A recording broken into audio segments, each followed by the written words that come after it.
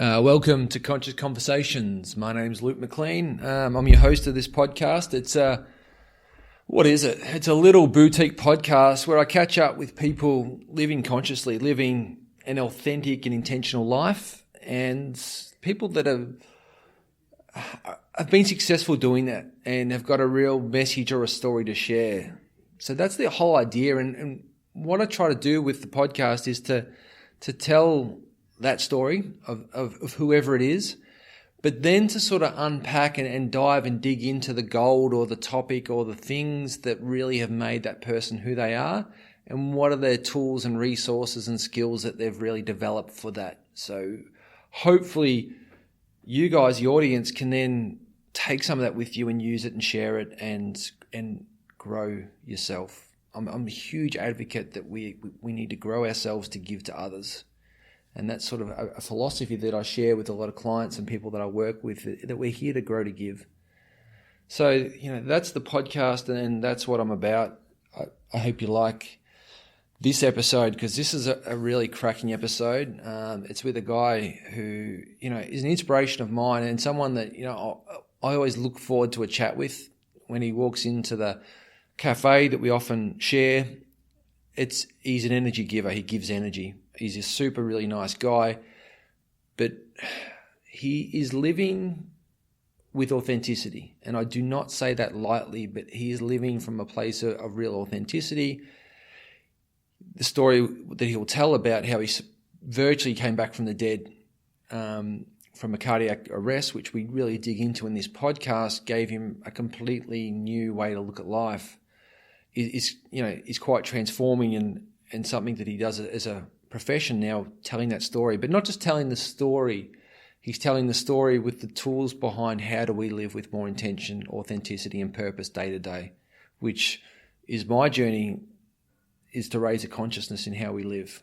And his is very similar, because it's a story that needs to be told, because so many of us are living unpurposeful lives. We're living with discontent. We're living as if we're got an infinite amount of time on this planet, and it's just not true.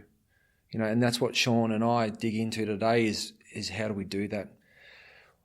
We also talk so much about the need for that masculinity, that bravado, that closed off, tough it out mentality for men and boys, that just needs to stop. It needs to soften. We need community. We need support. We need to create a new conversation and a new narrative around mental health. We need to empower women. The conversation heads into some really cool, diverse directions, which I really loved. And this is probably one of my favorite podcasts that I got to host, because of the synergy we had in the room and how aligned we are with what we do. I think there's a lot of my core values that Sean holds that we've been able to talk to through Sean's lens. So I really hope you like this podcast. If you do like the podcast, if you do like what Sean's about, definitely check him out. He mentions his websites. I'll put it in the notes. It's seanpurcell.com, I think. And, the company that he does a lot of work with, or the charity, is Life Changer. If you like a little bit about what I'm doing, basically what I do is I teach meditation and I run leadership workshops around how to be more mindful, how to be more purposeful and live with more intention as a leader. I'm also going to begin in the new year to teach some meditation classes in and around Geelong, Melbourne and the Otways, because we need to become more present. We need to become more spacious and more open and more expansive in how we live and lead. And that's really what I want to do. So if you feel that you personally would like some coaching on that, I can definitely help you. If you as a company would like to look at how clarity, calm and compassion could actually make you a better leader or a more connected team, then I can also help you. Part of that is I do a lot of work in the Otways. I live in the Otways, and if you want to come out to lawn or to forest and connect to nature and run those sessions, that would actually be the perfect scenario. So if you're thinking about a team day, if you're thinking about a conference for next year, please touch base with me and we can find somewhere in nature, somewhere in the Otways to work together and collaborate. So that's a little bit about what I'm up to. But without further ado, This is Sean Purcell, and this is Conscious Conversations.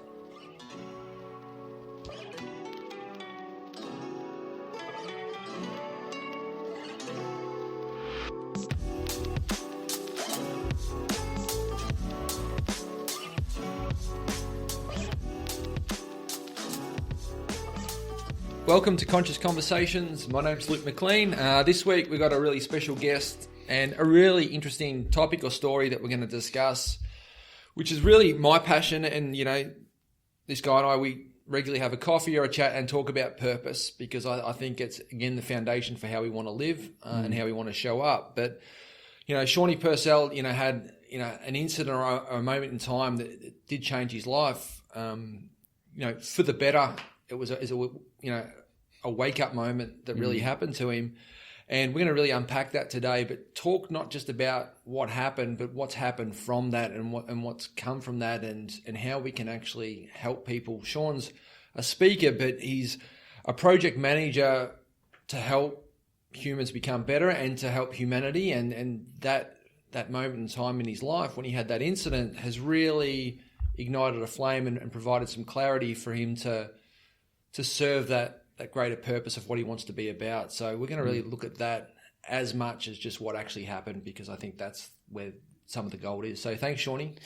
Thanks, Luke. Thanks for having me, mate. Very excited about this one. Yeah, it's been a work in time, and these things all take time. Yeah. So, mate, awesome. I wanted to start with getting a bit of background on, you know, before the incident and sort of what were you doing, sort of how did you grow up, and what was your upbringing like? I grew up in what was then a smallish town, Sunbury, which is on the outskirts of Melbourne, 35 k's out. Yep. It was a really beautiful little town. I had a close-knit circle of friends. It wasn't culturally diverse at all. It wasn't diverse at all. It was very much a linear sort of town in regards to how you went about life. I played footy for 30 years of my life and loved it, and had a really strong circle of friends and a mum and dad who loved me and a couple of brothers. And so, it was a really cool upbringing, nice. To be honest. As a kid, like, can you, reflecting back, what were your values as a family or as a community that really, you know, drove you? I think my core values were very different to what they are now. Yeah. So we had probably not the closest family, but we all really looked after each other. My parents worked incredibly hard to take care of us as kids and make sure we had every opportunity. I suppose the values, the thing that probably irked me a bit with my childhood were the lack of values that was shown throughout our community, and understanding of people outside of our world. So probably, you know, a level of xenophobia that I wasn't comfortable with and that challenged me. I didn't have anyone at that age to turn to question it. And footy culture, you know, now back then was seeped in toxic masculinity, which is the go-to word now for that. But it's very real, and probably I felt really uncomfortable in that way before I was mindful that I was uncomfortable in that. What, you know, I totally agree, and I played a lot of football too, and you know, felt that real sort of male bravado that you sort of got immersed in as a kid, and saw that these were sort of, especially, you know, you would have been similar to me in these local players that were idols and how they went about things. But as we unpack it more now, that it's actually not the way to go. There was a lot of suffering from those guys, and it was a lot of numbing out of huge binge drinking on weekends just to sort of deal with what was going on during the week, or whatever that story and how that played out. Yeah, 100%. Yeah, it's really interesting, isn't it? And you know, it's right bang in the middle of your formative years too. So, you know, neural pathways are set up, and I see that cycle with people I still stay in contact with from that environment are probably still caught up in that cycle. what excites me now is that it's starting to be addressed. Yeah, that's exciting. Yeah, and I'm visiting now in my job, which we'll probably talk about later, communities where the football club is the new church. It's a central hub, and presidents are talking to us and saying we need to change. It all needs to change. This toxicity has to disappear.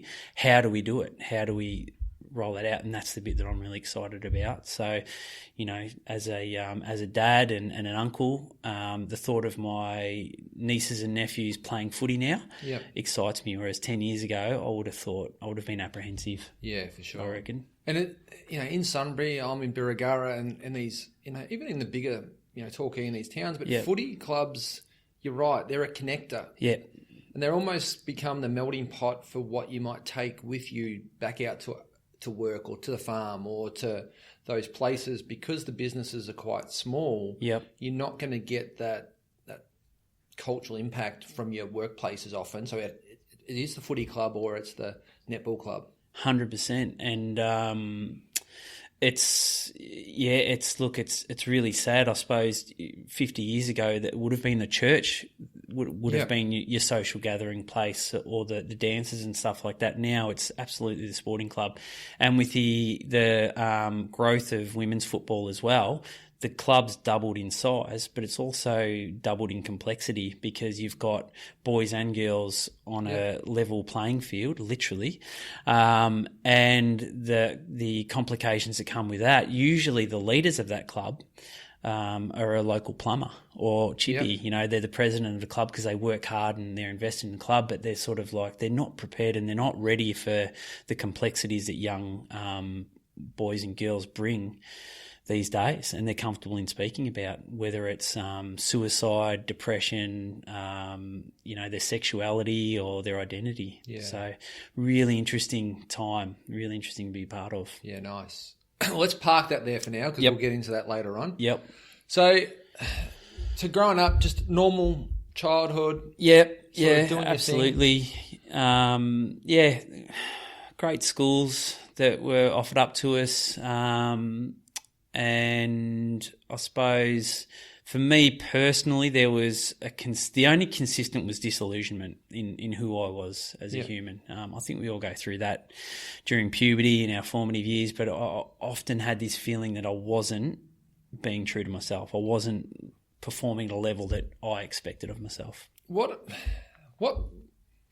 would you describe it? Because I think the reflection piece now, and I do this a lot myself, but there's the ability to reflect back now with a greater lens, if you like. What was the mask that you were wearing back then? Like, if you could describe it now with that disillusionment that you talk about, who was that, Sean?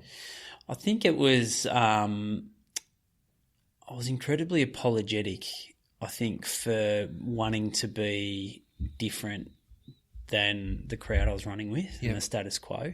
And again, we'll move forward down the track, but there's a talk that I do now, and part of that is a promise I make to myself daily is to be unapologetic and enthusiastic in everything I do. Yep. And they were the two things that were missing in my actions daily, was to be unapologetic and stand up and say, hey, this is who I am, this is what I believe, to call people out on things that I don't find are in line with the best things for humanity, like racism, like sexism, like bullying. Instead, I would sort of join in or sink back into the crowd, and to be enthusiastic. It wasn't celebrated to be enthusiastic about anything really, apart from bloody football. But to be enthusiastic about school, or to be enthusiastic about art or anything like that, it just wasn't celebrated, and you were to pull your head in. So don't rise above at all, or even stray laterally, Well, there's that thing, like, there's a vulnerability when you show joy. Yeah. If you open yourself up to really experience the moment of joy, then there's the opportunity where that joy could get taken away. Yep. So especially men they don't experience the joy, so they don't experience the heartache. So they sit in this middle ground of there's no real joy, no real enthusiasm, they don't get too low either. Yeah. And there's this sort of numb area of just